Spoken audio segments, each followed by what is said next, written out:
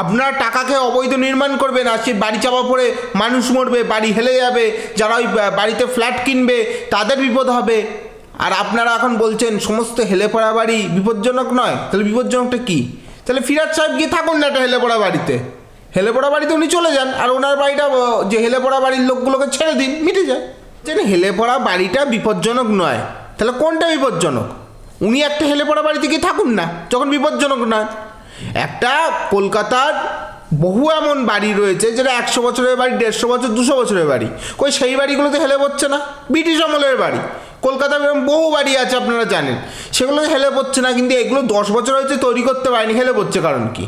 কারণ অবৈধ নির্মাণ, সেখানে ঠিকঠাক পারমিশন নেই, ঠিকঠাক স্যাংশন নেই, বিল্ডিংগুলোর নিম্নমানের মেটেরিয়াল ব্যবহার করা হয়েছে। কারণ এখানে প্রোমোটারদেরও তো সেভাবে দোষ দেওয়া যায় না।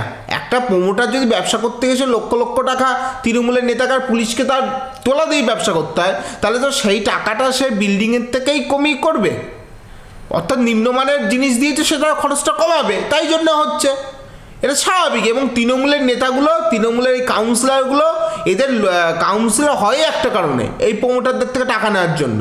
মানে সম্পূর্ণ দোকান কাটা এরা। এবং এরা যে কাঠা ধরে ধরে ধরে প্রত্যেকটা জায়গায় স্কোয়ার ফিট ধরে ধরে এরা টাকা তুলছে।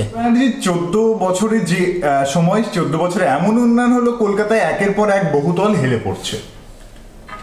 না দেখুন, একটা জিনিস পরিষ্কার, সেটা হচ্ছে আজকে পশ্চিমবঙ্গ জুড়ে দিকে দিকে অবৈধ নির্মাণের শিল্প তৈরি হয়েছে বিগত 14 বছরে। এবং আপনাকে আমি বলে দিচ্ছি, কোথাও, কলকাতা কেন, কোনো জায়গায় একটা প্রমোটার একটা ইট গাঁথতে পারবে না স্থানীয় তৃণমূল কাউন্সিলরদের টাকা না দিয়ে আর পুলিশকে টাকা না দিয়ে। এখন তৃণমূলের কাউন্সিলররা দুভাবে টাকা নেয়, কেউ কেউ নেয় স্কোয়ার ফুট হিসেবে, কেউ কেউ নেয় কাঠা হিসেবে।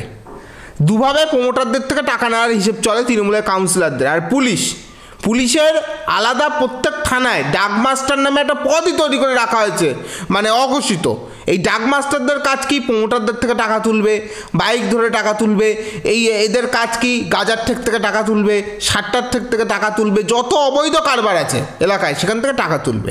সেই জায়গায় দাঁড়িয়ে প্রমোটাররা অবৈধ নির্মাণ করে যাচ্ছে দিনের পর দিন, আর সেখানে দাঁড়িয়ে টাকা খাচ্ছে তৃণমূলের নেতারা, টাকা খাচ্ছে পুলিশ। অথচ সেই ফ্ল্যাট বা সেই আবাসনে যারা ফ্ল্যাট কিনছে, সেই ফ্ল্যাট যারা কিনেছেন তারা পড়ছে যে সবথেকে বেশি সমস্যা। কারণ যখন একটা বাড়ি হেলে পড়ছে, ভেঙে পড়ছে, সেই আবাসনে যারা পয়সা দিয়ে ফ্ল্যাট কিনলো তারা কিন্তু সবথেকে বেশি বিপদের সম্মুখীন হচ্ছে। পরবর্তীকালে দেখছি প্রমোটারকে পাওয়া যাচ্ছে না, পুলিশদের পাওয়া যাবে না, তৃণমূলের নেতাদের পাওয়া যাবে না, টাকা কামাচ্ছে প্রমোটার, তৃণমূলের নেতার পুলিশ, অথচ ভোগান্তির শিকার হচ্ছে সাধারণ মানুষ। এবং এই অবৈধ নির্মাণ তো শুধু দিনের পর দিনভাবে চলেছে।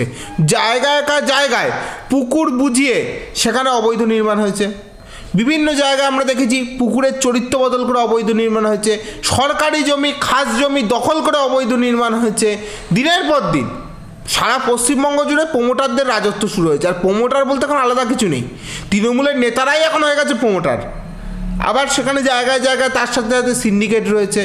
এবং এখানে দাঁড়িয়ে যেভাবে আজকে কাটমানি খাচ্ছে তৃণমূল নেতার পুলিশ মিলে, এইখানে স্কোয়ার ফিট পিছু ফ্ল্যাটের দামও তো বেড়ে যাচ্ছে।